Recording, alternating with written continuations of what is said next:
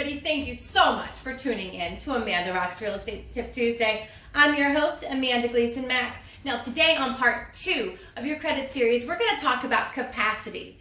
Capacity is your ability to borrow credit.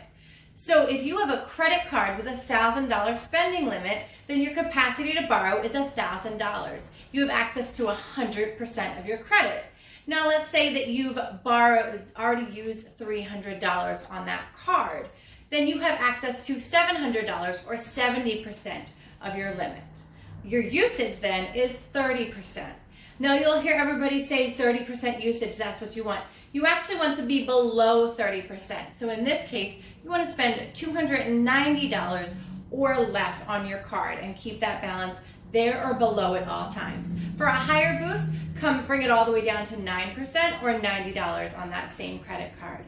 I hope this helps. For this and other credit tips and more information about buying or selling a home, check out my Facebook, Instagram, and don't forget to like, subscribe, and hit the bell on my YouTube channel.